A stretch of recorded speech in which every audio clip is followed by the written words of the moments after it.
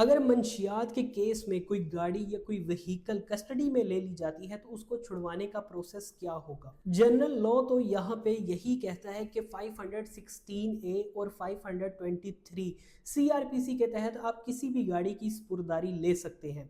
लेकिन अगर कोई भी व्हीकल जो है वो control of narcotic substance act 1997 के तहत जब्त हुई है, उसकी कस्टडी ली गई है, तो फिर आप यहाँ पे जनरल लॉ को यूज़ नहीं कर सकते। आपको यहाँ पे स्पेशल लॉ चाहिए जो कि control of narcotic substance act का सेक्शन 74 है और उसके साथ सेक्शन 32 है।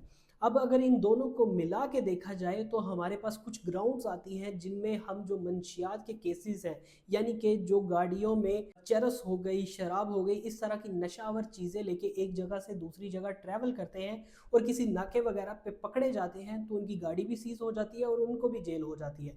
तो वहाँ पर जो गाड़ी निकलवाने का प्रोसेस होता है उसको हम स्पुर्दारी कहते हैं। तो अब 74 और जो 32 है ये मिला के देखे जाएं तो ऐसी ग्राउंड्स हैं जिन पे स्पुर्दारी जो है वो मिल सकती है।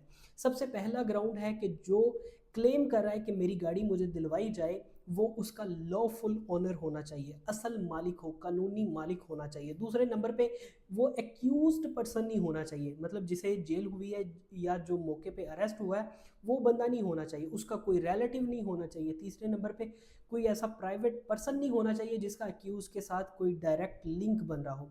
और तीसरे नंबर पे उसे ये साबित करना होगा कि मेरी मर्जी के बगैर मेरी जो गाड़ी है वो इस्तेमाल हुई है, या फिर मैंने इस काम के लिए गाड़ी नहीं दी थी, जैसे कि रेंट पे दी थी, या फिर किसी भी और वजह से वो एक्सप्लेन कर सकता है, रसीदात वगैरह साथ में दिखा सकता है। तो अगर ये सारा कुछ वो प्रूफ कर देता है तो फिर उसे स्पुर्दारी मिल जाएगी। केस लॉ हमारे पास आता है, केस लॉ लिख लें, PLD 2020 सुप्रीम कोर्ट 299।